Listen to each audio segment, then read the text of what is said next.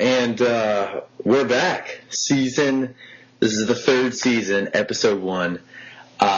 Beginning of college football for the 2018 season. And Dugan and I are back for a third round of this. As I said before, I am joined by my good friend Dugan. Dugan, how are we doing this evening? We're doing well. We are officially back. Yeah, we're working through some technical difficulties, but other than that, we're pushing through. We're gonna have to, just like Bill O'Reilly, just fuck it, we'll do it live. Exactly.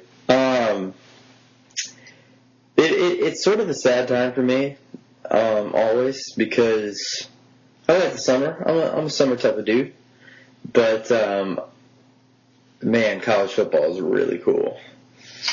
Yeah, no, it's, people think when the summer's gone, it's just all downhill from there, and they're just so mistaken. This is my favorite time of the year. This is true. Unfortunately, like season 1, we did not go out the way we wanted to on season 2, but again, it's a lot to sit down every week and sort of record this, especially after you do it for 12, even 13 straight weeks. And around the holidays it gets kind of weird, but we'll start there. Last year, a little controversy as we ended the 2017 season. We had the number 1 seed Clemson, and then number 2 seed Georgia, 3 seed Oklahoma, and then the controversial 4 seed Alabama get into the college football playoff. A lot of discussion going on right up until that decision to put Alabama in over Ohio State. Obviously, Ohio State having 2 losses and Alabama not winning their conference championship were the 2 sort of arguments on that side. And I guess the committee just looked at Ohio State's, 35-point loss to Iowa. Or was it Iowa State?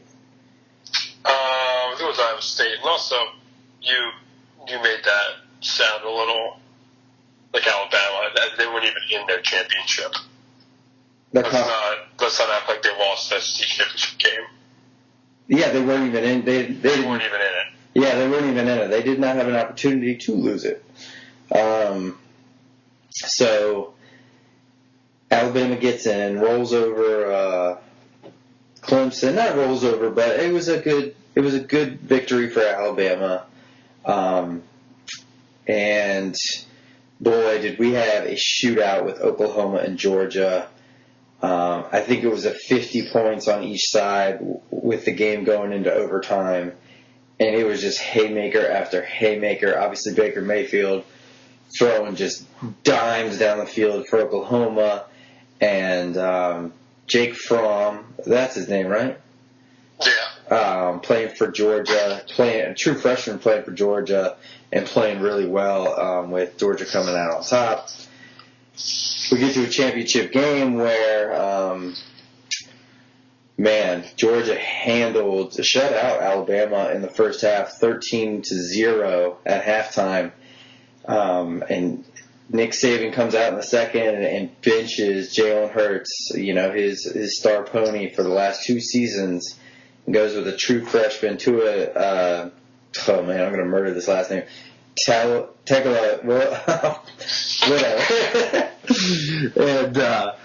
And they come back and win that in overtime. So what a wild end to the 2017 season. But like I said, we didn't get a chance to recap all that back then, so we won't spend too much time on it now. We got that sucked. Yeah. I'm sure it did, Diggin. I mean, as the resident Alabama hater, you just saw, just down the barrel of a loaded gun, you know what's going to happen. Just get your heart ripped out. It was just so not fun. I haven't had that least amount of fun in a while. No, I'm sure it was not a good time at the Dugan household. But like I said, we're going to move on. We're going to talk about sort of the off season here. Also, I want to say one thing. What's that? And I feel like I've said this in the past 2 years. This game's got to be on a Saturday, dude. I agree. It starts so late on a Monday night. Why can't they just treat this like how the Rose Bowl is and put it like a 3 o'clock on a Saturday or like a 4 o'clock or 5 o'clock on a Saturday? That would be a lot. That would be a lot nicer. Yeah.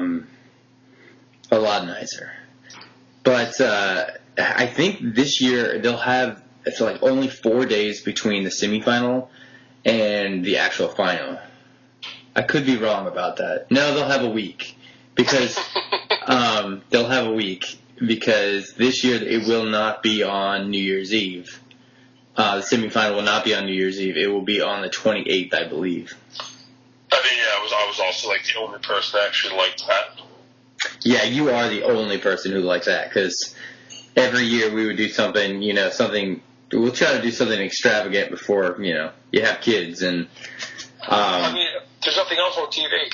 Yeah, that's true. They're going to go to some shitty New Year's Eve party and, watch Dick Clark's New Year's Rockin' Eve?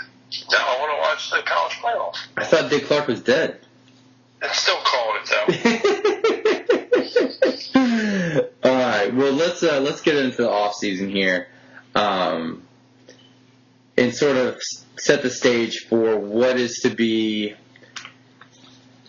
I don't know if it's going to be wild. This is sort of a kind of predictable. It's lining up as sort of a predictable season with sort of a lot of analysts picking, sort of the top 5 teams out there. And obviously with some teams getting a little shake-up more recently, which we'll get into. But I figure we just sort of start by going conference by conference and seeing what the state of affairs is, and if we get to the Pac-12, we'll get to the Pac-12. That's fair. And of course, we'll always get the Notre Dame forecast. What's going on in South Bend? I see they're getting Tim McGraw. Tim McGraw's playing there soon. I wanted to get your feedback on that. I like Tim McGraw. Okay. He's a good guy. I know they tore Beyonce and Jay-Z tore up South Carolina's field. If you didn't see that, I saw somebody. Didn't somebody jump on stage and try and hit him? Yeah, I saw that too. All right, well, we'll just jump into it. The ACC, a lot of weird stuff going on in the ACC this year. Jimbo Fisher packing up shop, staying loyal to the program, and going to Texas A&M. And I think that just leaves, especially now with Lamar Jackson out at Louisville, going to the pros, is Clemson the only team in the ACC to take it seriously, or is Miami or Virginia Tech going to threaten them this year? I like Florida State. All right. Florida State got a new head coach, actually. I like Willie Taggart. Yeah, Willie Taggart did 1 year at Oregon and said, well, Florida State's better. Yeah, but I think all the teams that you say are those are the stalwarts of the conference.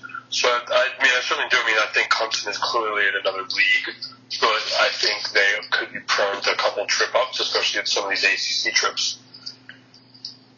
Oh yeah, and what's funny is that you hear a lot of analysts picking Clemson to just they have the easiest road, easiest schedule, and it's on paper sure, but we remember last year October 15th, the middle of the season, Clemson went up to the Carrier Dome and lost to a very bad Syracuse team. Clemson's gonna Clemson, I think is the term. They lost to Pittsburgh, too. No, that was the season before.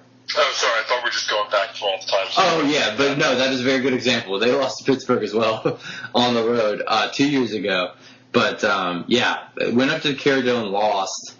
On a Friday night, Bryant went down in the second half. They had a second-string quarterback come in. But, again, that defense that was supposed to be star-studded, just like this year, let Syracuse run down the field and score. So I think Clemson obviously is the favorite with how much talent they have on defense, and I think Bryant just won the starting job again. But it should be interesting to see, maybe a Miami, if they're going to be back. They lost to Pittsburgh in the last game of the season and then got steamrolled by Clemson at the ACC championship last year. But we'll get to them in a second, obviously, or later on when we have our picks. But any other notes on the ACC, Dugan?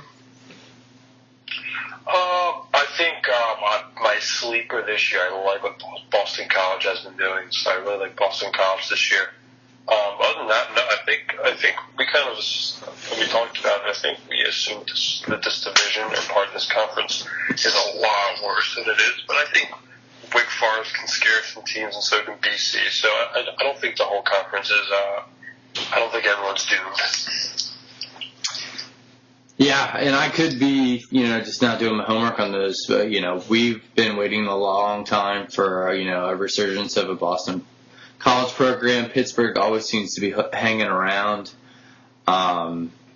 So yes, we can. Hopefully see a very competitive ACC. Dealer's choice, Dugan. What would you like to do next? The Big Ten or the SEC? Your favorite? Let's go Big Ten. Let's go Big Ten. Well, the Big Ten, I think, will be the most interesting sort of conference this year.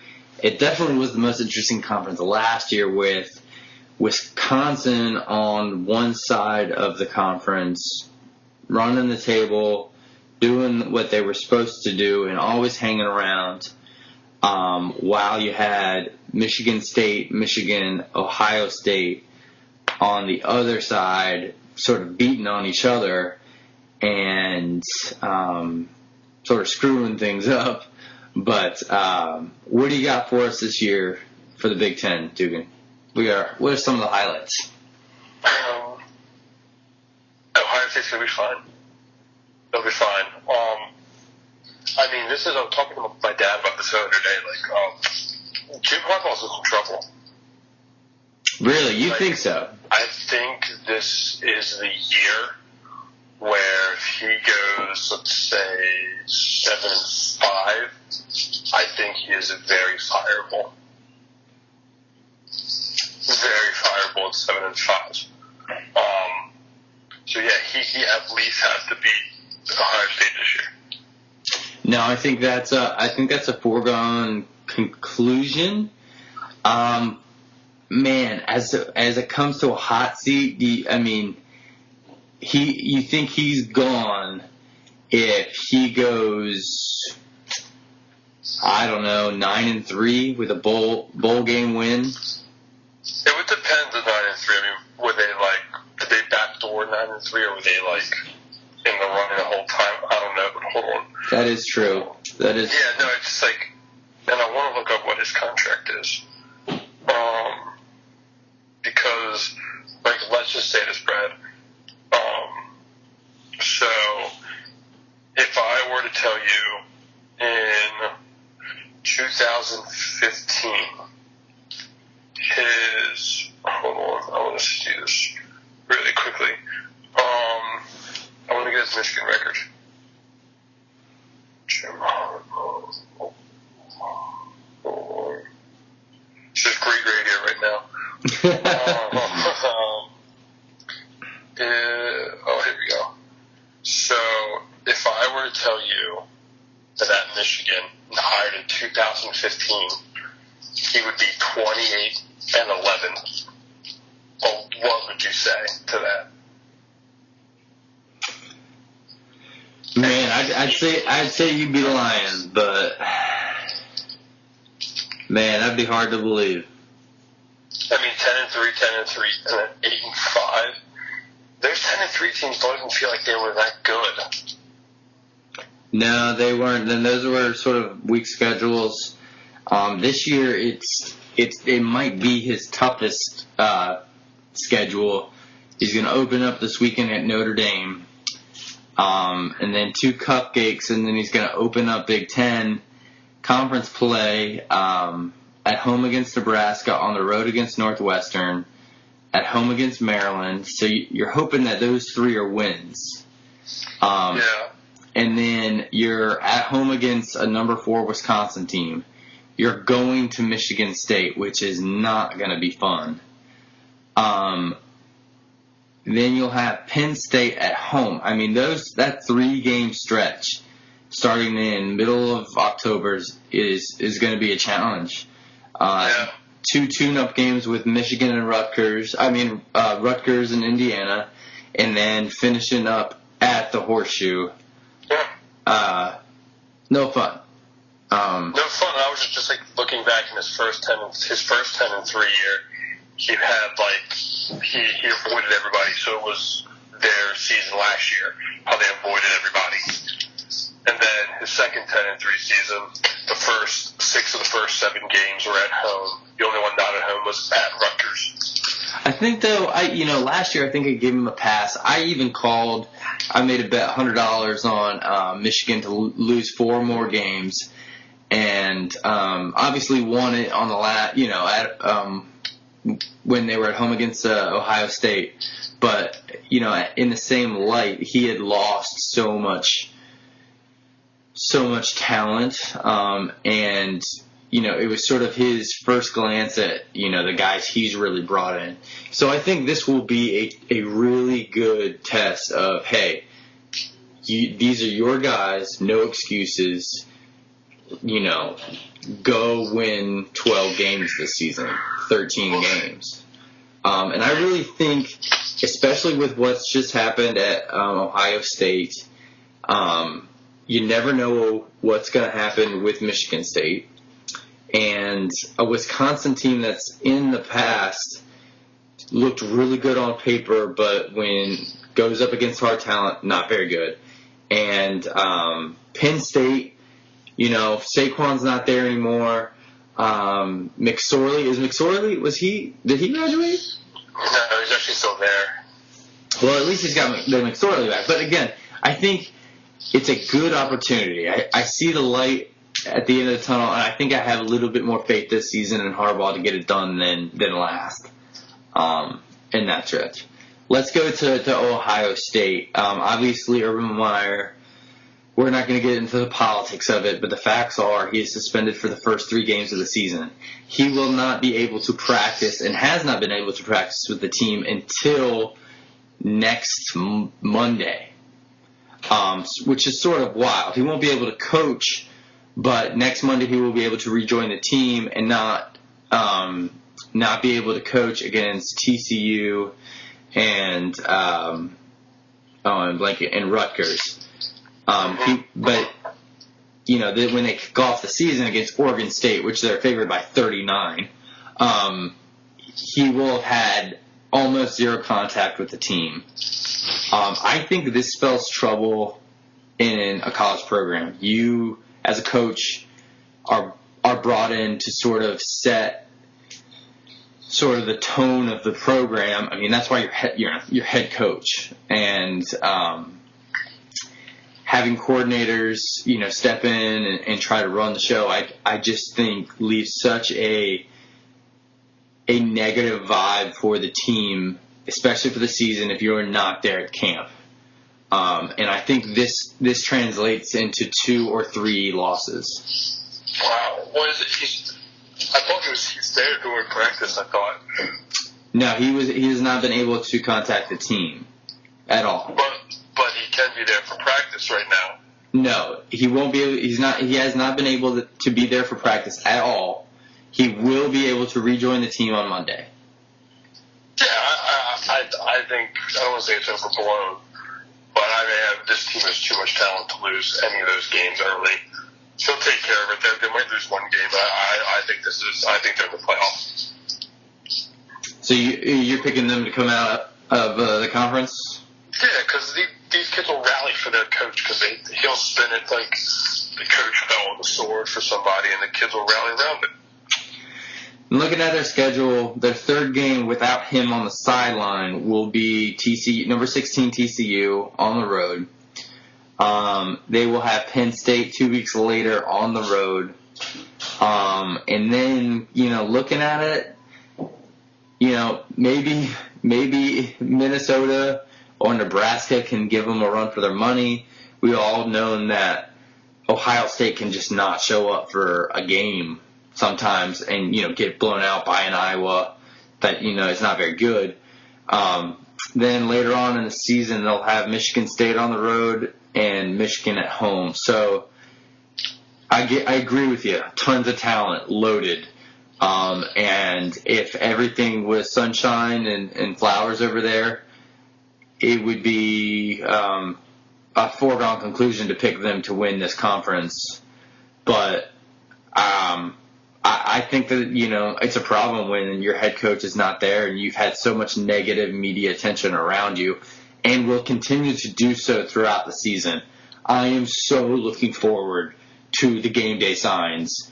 It is going to be 50% Urban Meyer come Saturday. They're going to take them away, though. I thought about this. Oh, my gosh. I don't know. Sammy Watkins Smokes Mids was allowed to be on TV. You can also, you're not going to have, domestic abuse jokes. That's true. All right, so there will be one or two, though. I will give you that. I don't think it's going to be, a huge thing. So just to clarify, you got Ohio State winning the Big Ten. Yeah, and getting into Wisconsin's going to do their classic.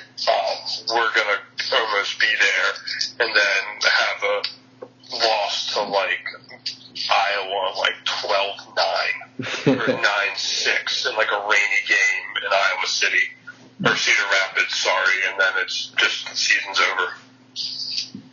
Fair enough. All right, well, let's keep this train moving. We are going to go down south to your favorite, the SEC. And I think for the first time in a long time, we're going to see some more balance, not a whole lot of balance in the conference, with Georgia going on the east side and Florida and maybe even a Tennessee both having new coaches this year. Dan Mullen switching divisions, coming from Mississippi State and now in Florida, as well as Alabama's defensive coordinator Jeremy Pruitt taking the reins at Tennessee. Muschamp is still at South Carolina, and some are saying South Carolina is sort of a dark horse this year. Not to win it all, but at the same time, sort of have a resurgence of that program of when Spurrier actually gave a fuck. But obviously Georgia looking like the one to take the cake over there at the East. Dugan, your thoughts? Yeah, no, it kind of sucks because, I guess it's still technically Alabama's conference, which sucks. And, if the last, 12 minutes of that game is any differently, I think, we start to see, I don't want to say a full power swing, but, we start to see a lot of, or a little bit of the power start shifting over to Athens. But, yeah, it's Alabama's to lose. You have to, Kirby Smart has to figure out a way to put together a complete season. People kind of forget that Georgia had some close games throughout the season that were a little, got a little hairy at times, but they were able to figure a way out of it. So, want to see him do a more complete season. I like what Dan Mullen's doing in Florida.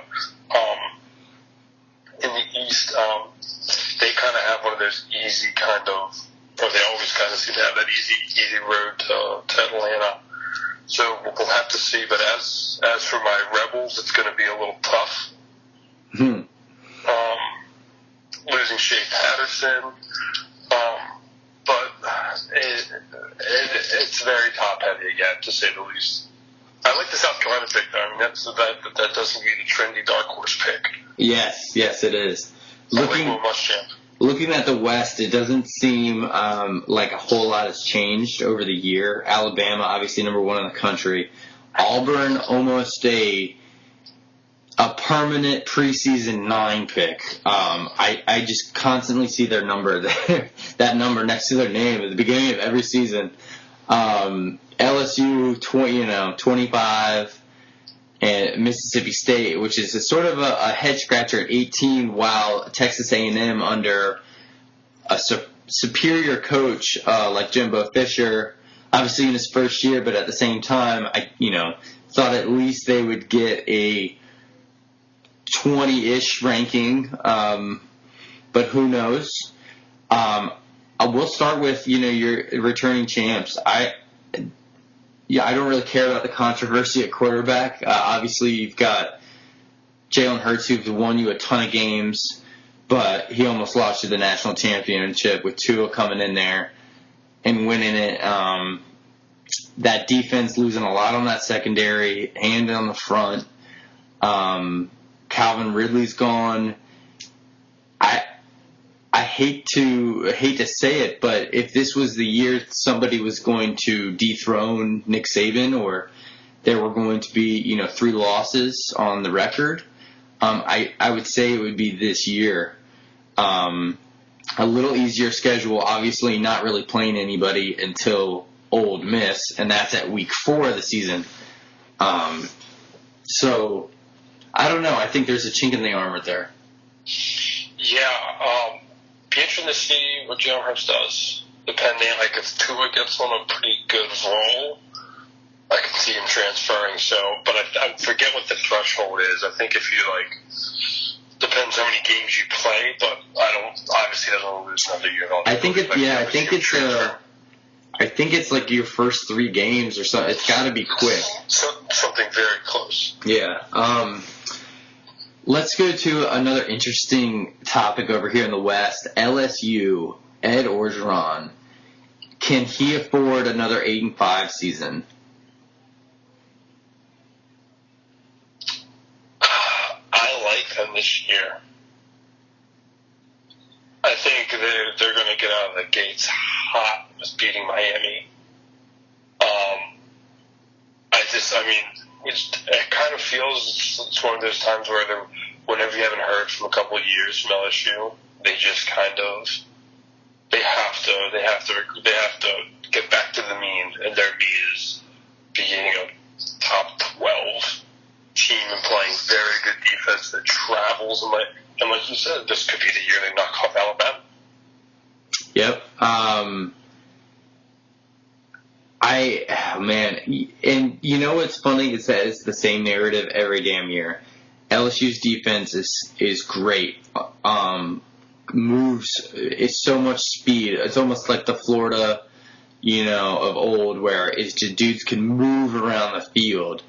But that offense, that quarterback, has always been a question, even before interim Ed came over. And it's just, under Les Miles, it was just like, what the hell are we doing? Even when you get stars or at least sort of household names behind center, you just be so frustrated watching that offense. Obviously, new offensive coordinator coming in. Can't remember his name, but they'll start the season. I believe, is it a neutral site game this weekend? I thought it was at Hard Rock. Could be wrong.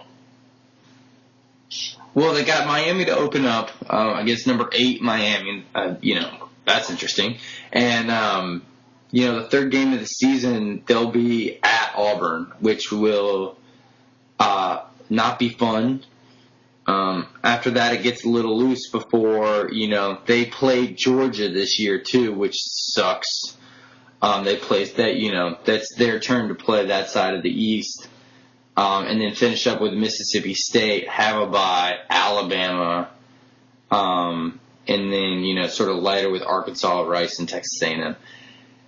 Man, it's going to be tough for Ed, I think, to keep his job. I see this coaching. It's at the Cowboy Stadium. Okay. So somewhat, of a home game. I always thought Alabama was closer to Texas than Louisiana. I always think that, but Alabama's right next to Florida. I never knew. All right. Well, we'll move on here. Like I said, we got Jimbo at Texas A&M. We'll see how that experiment goes.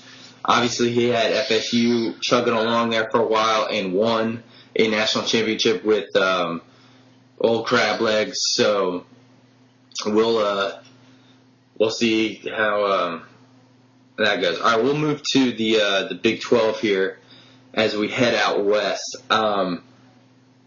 Is Lincoln Riley walk into the Big 10 championship, Big 12 championship?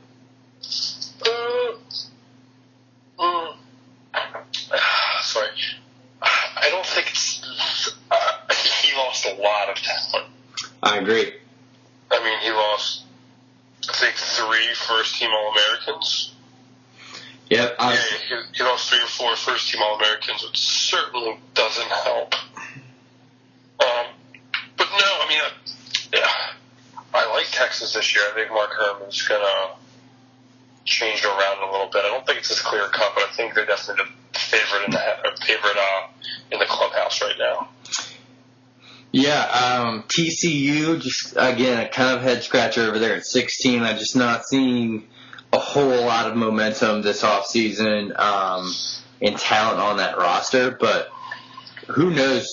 Some years the Horned Frogs have come out of nowhere and sort of shocked the Big 10, or Big 12, damn it.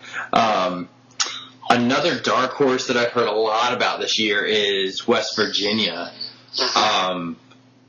That's one that apparently a lot of people think are going to shake things up and give a lot of people a run for their money. They just can't be classic West Virginia. That's true. Yeah. We'll see. Will Greer's a top 5 quarterback to start the season. I think he's probably in the top 5 of the Heisman favorite. I think Vegas odds right now. Yeah, obviously Will Greer is, top of the boards, I think, when it comes to quarterbacks.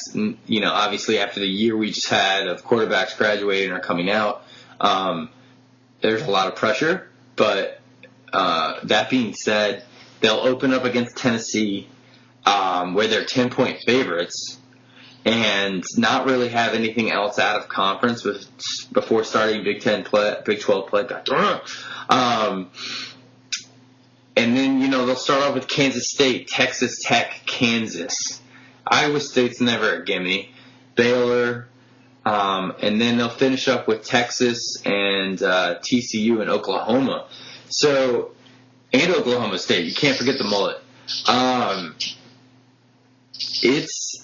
It won't be an easy schedule, but at the same time, I think West Virginia has the opportunity here to have a statement year, to really have a resurgence of what that program has the potential to be over there in Morgantown.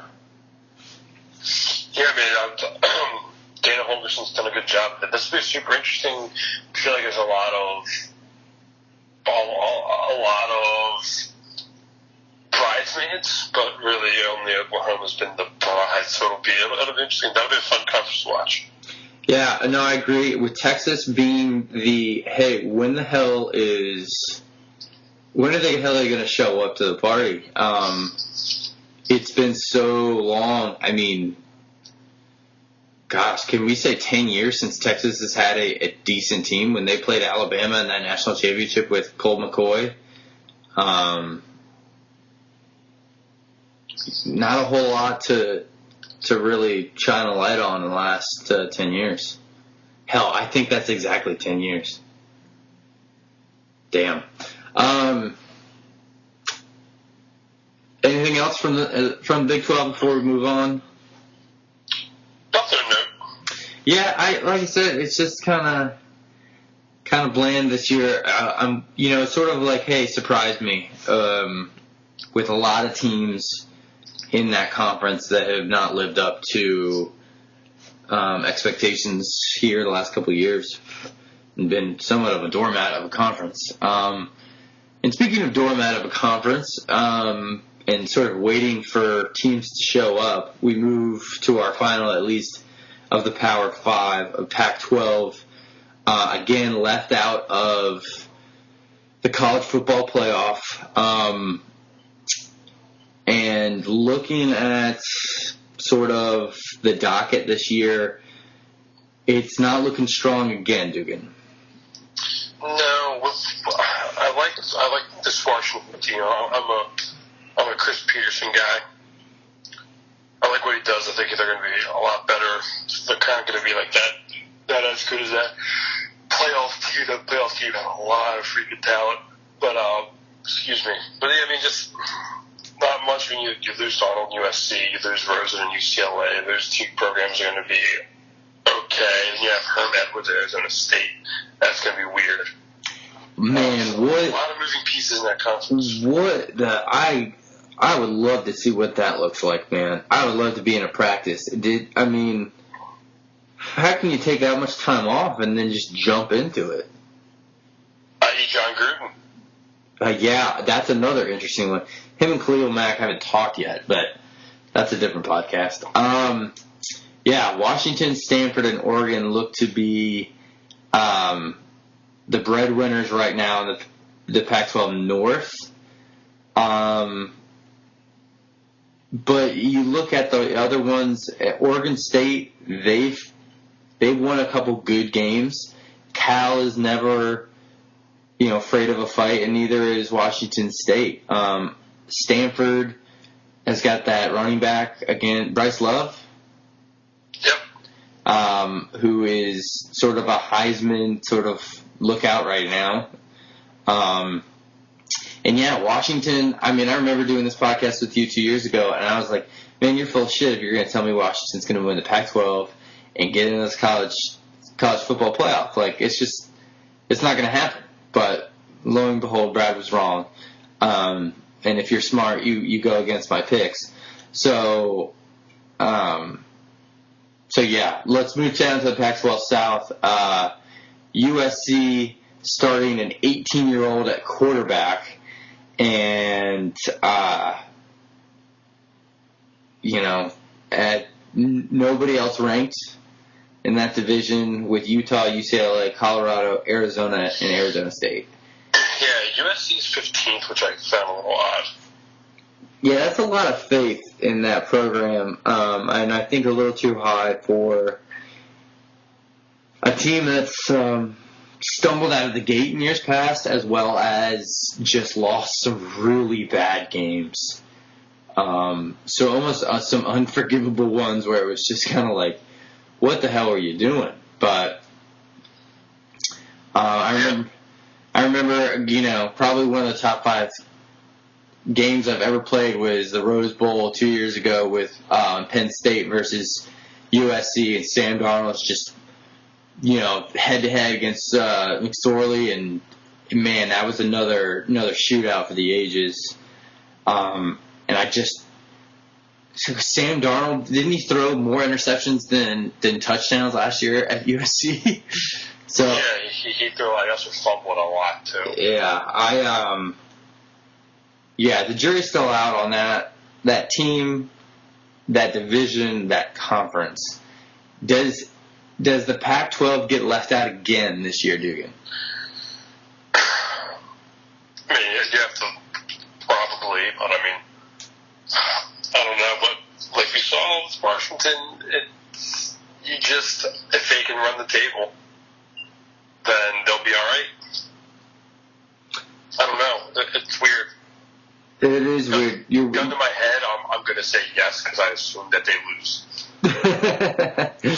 Yeah, or they just beat the hell out of each other, and it's just a lot of good teams and just nothing, no real standout winner. All right, well, it's that time of the show where we check in with our weatherman out there in South Bend, Indiana. Dugan, how is Notre Dame looking this season? I think they are, I don't want to say under the radar. They definitely have some rebuilding to do after the left side of their line both went in the top 10 of the draft. So they have to do some rebuilding, but they have no problem producing linemen, so they'll be all right. Losing number one wide receiver, got to help out with that, and the number one back. But I think this is one of the more quieter years that Notre Dame's had, and I don't think a lot of, I know it might be, what's what I'm looking for,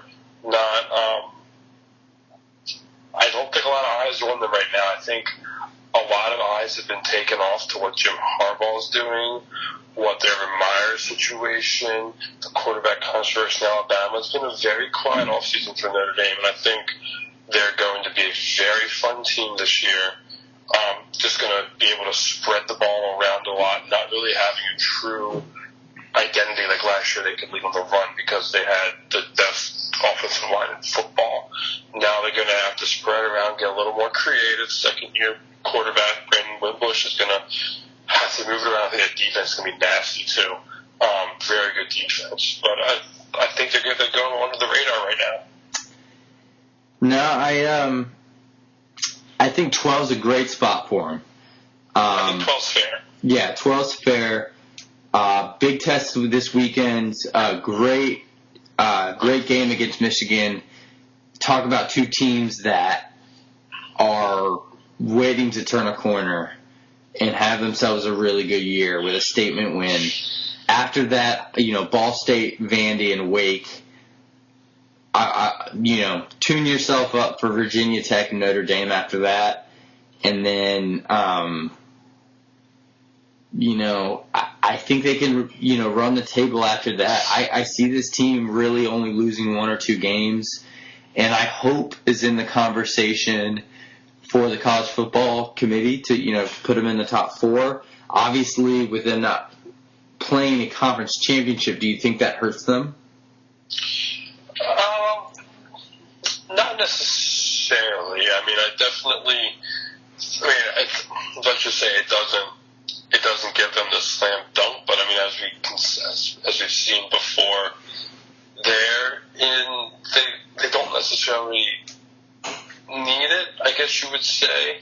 I think their schedule as of now it's not the most illustrious schedule possible. There's definitely a lot others with better, I guess you'd say, RPI. But you have a 15, you have a 13, you have a 20, you have a 19, you have 15. That's just preseason. That's 1, 2, 3, 4, 5 of your games are against ranked opponents, and that's not to mention some of these teams that could sneak into the rankings. A good Northwestern team might get top 25. Navy's been known to keep up there when they go on a little bit of a win streak. You never know. I think it's fine. All right. No, I think on paper their schedule looks really tough. And I think a lot of those teams that are ranked, in the teens and even 20s, will, probably won't be there at the end. Or at least it'll be, sort of a lot of chaos this year with the top 25 with, maybe a 5-loss team being, in there at the end of the season, even more than that, just from how much turmoil can happen this season. I see a lot of conferences being evenly ranked and with no real easy schedules for a lot of teams.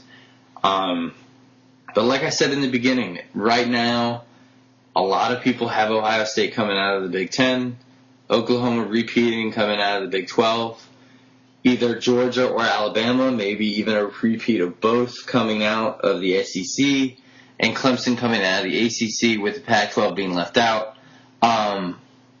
Those are sort of the 5 teams right now that everyone's talking about. Do you have, end of the season, what does the college football playoff look like, Dugan?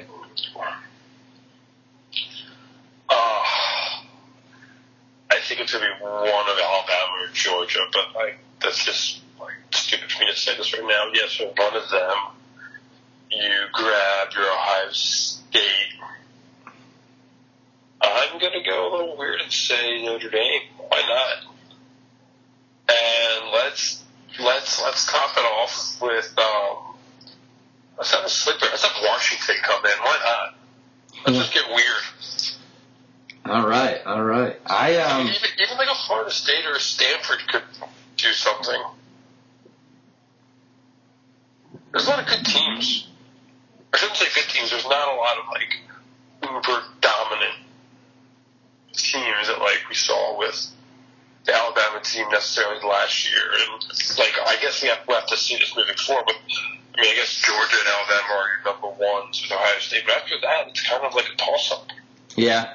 No, I agree. I think Georgia this year is your clear-cut SEC champ that comes out. With, Alabama having sort of a lot of turnover to deal with on the field and in their coaching staff. I think Clemson walks in, after a beat down in the ACC championship, which has almost come expected now, with maybe one loss. A Michigan, I think, is sort of my dark horse pick right now. I think this might be the year, especially with a new quarterback for Harbaugh, that they might turn it around. Or in Ohio State. Who knows? I could be wrong about my prediction with 2 or 3 losses there. Oklahoma, again, nobody I think is going to challenge them out of the Big 12 this year, and then obviously the Pac-12 getting left behind. A very generic, Final Four, but at the same time, I'm just not seeing a lot of teams right now blowing up my skirt from a truly run the gauntlet type aspect. I see a lot of 3 or 4 lost teams out there. Yeah, I agree. All right, well, let's look forward to this first week of action starting this Thursday with some teams, at least ranked opponents starting off here. But we have our first game. Let's start off with Michigan and South Bend. Right now, Notre Dame is getting, is laying 1 point. Pretty much a toss-up game. Dugan, what you got? I mean, I got 1 point. Yeah, I mean, you go Notre Dame here. I think at home plays a huge thing. It'll be interesting to see, I guess, one of the first real games that mean something in Shane Patterson's college career. I know his SEC games are tough, but he was on some not-so-good Mississippi teams, so it will be interesting to see how he does it in a different atmosphere. He's never played in. Maybe a little colder, too, a little brisk autumn. Definitely brisk autumn, but a little colder than I like that. All right, well, I got to go the opposite direction. Again, I put my money down on Michigan to have a great season this year. I think they go in there and win by 10. Throwing Kelly on the hot seat and getting a juiced-up Harbaugh going into what looks to be a tough Big Ten schedule. So, mark us down. I can't believe I said autumn. Well, we're like 24 days away from the calendar, at least. Let's go to the 3 o'clock game. I think the first interesting game of the season. Washington and Auburn playing in the Chick-fil-A Kickoff Bowl. I believe this is a neutral site, with Auburn laying 1.5 points. What do you got here? Yep, it is in Atlanta. Oh, if it's in Atlanta, it's got to be Auburn. This might get bloody. Yeah, I think so too. I think Auburn wins by 10 points. That's so much faith I have for a playoff team. Washington, I just put in there.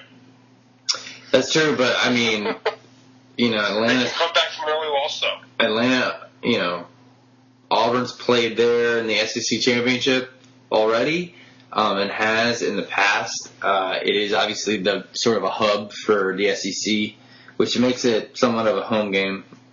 Shocker. I think Auburn is only like a 2-hour drive away from Atlanta. And then Washington, of course, coming across the damn country. So I think you're right. I think this is going to be a tough road game a true road game for Washington to start the season off, and Auburn plays a very physical game and just runs the ball down Washington's throat. I'll give you the 1.5, and I think you will as well. Yeah, it's shocking the SEC gets the benefit of the doubt in this game. I'm looking on the ESPN. Who would have thought about it? Who would have thunk it? I'm looking at the ESPN Power Index right now, and it's saying it's a 50-50 shot right now for both teams to win, based on the Power Index. Exciting stuff. Let's go to Sunday. We got Miami LSU.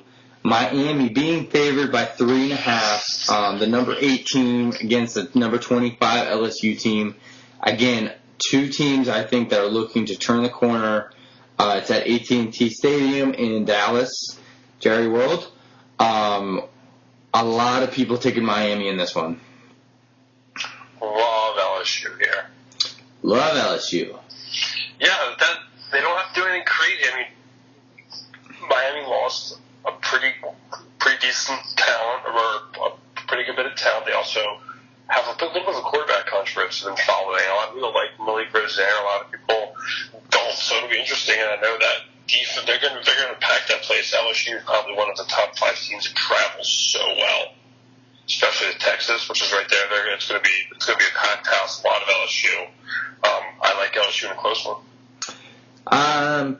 I think so too. No. Going contrarian here. Gotta pick the U. I think Miami wins a very close game, maybe an overtime game by 3 points. LSU is going to keep it close, but in the end, I think it's going to make some really stupid mistake on offense, or just can't figure out a defense in the second half. So give me, Miami by 5. I'll eat the points. And you are obviously taking them. All right. So our last sort of docket for slated games, then we obviously have our fun pick of the week, each. And we got the Monday night Labor Day game, Virginia Tech and FSU, the ACC, sort of kicking things off early. This is in Blacksburg, Virginia. But Excuse me? This is in Blacksburg, Virginia, I believe. I'm pretty sure this is in Tallahassee. Really? Carlos invited me to it, or he was talking about going. Yeah, it's in Tallahassee. Tallahassee, Florida. Excuse me. Yeah. Man, that's weird. Why would they list it like that? So, man, Willie Taggart's first game at Florida State. Obviously, Florida State getting bum rushed last year and being an embarrassment after Francois went down in the first game. And Virginia Tech, again, another team, always a bridesmaid, never a bride. A lot of people eating the points on this one and taking Florida State. But Florida State is laying 7.5 points. Dugan. That makes no sense. I think you have to take the 7.5. I think you have to take the 7.5 too. I think that's a little outrageous for a Virginia Tech team known for traveling pretty decently, and putting a decent team on the field each and every season. And I just think there are just so many question marks with this Florida State team that you can't overlook, and you can't favor. I mean, it's college football, so 7.5 points isn't a lot, but yeah, I gotta go with you as well, Dugan. I'm gonna take Virginia Tech. Give me the points. Dugan, your fun game of the week. I like, I'm an idiot. Love Maryland plus 14 against Texas. Man. I think this is one of those games with everything Maryland's gone through. The players rally. They're going to have a memorial for the kid that passed, probably. They're going to be wearing some patches on the jerseys. Interim coach. People are going to get fired up. I think Maryland keeps it within 14. May even keep this a little closer than 14, like maybe 7. Nice. I think that's good. You know, I last year Maryland gave Texas a run for their money in their season opener, in Tom Herman's first game down there at Texas. So I don't think that's crazy at all. It does bother me that they won last year. Yeah, it does. But what are you gonna do? No, Brad. I mean, and honestly, like I said, I thought it was more at first. I thought 14 was more like 21. I would have loved that though. But yeah, I really like that number. And let's see if I like it. I'll let you go, and I'll see if I like anything after you. I am going to take Bowling Green and the 33 points against a Oregon team that I think is unproven. It's going to be a weird start out there on the West Coast. It's going to be a 5 o'clock start. I think Bowling Green's going to lose, but not by 33 points. Another line, I like that pick. Another line I love. I just thought about this logic in my head, and I could be the dumbest person or the smartest person ever. Alabama 24.5 against Louisville. I like Bama winning by a lot more, and my theory is that Tua's going to start, and they're going to go up like 20-something, and then he's going to put in Jalen Hurts, and they're going to get quarterback competition, and Jalen Hurts is going to go up 20-something. It's going to be like a 50-point spread. I think so too. I think there's a like I said before, rumblings there, but again, we're not getting into that. We're way over time, anyways. We always do this first episode of the season, but again, we have just so much to cover going into the first week. Dugan, we're back. Feels good, Brad. It does feel good. Any plans watching this weekend? I am going to Bacardi's house for Labor Day. He's gotten a new place. So probably a little cookout there, a little hangout, but I've already, and I think this is important for people like us, I've already made it known. I've gotten out in front of the news story that I will be watching football in the air conditioning, and I don't care what anyone else says. Agreed. And I've gotten way out in front of this. I know. I hope it rains all day, every day. The rain is awesome. It's the first time I love when it rains on this because I can just stay inside and drink beer all day. Exactly. You have no reason to go outside. Amen, bro. All right. Dugan, we're going to do this same time next week and hopefully get some more listeners. Hey, we're always looking for them. All right. Maybe even start a Twitter account. Who knows? Yeah. We'll talk offline. All right, Dugan. All right, peace, bro.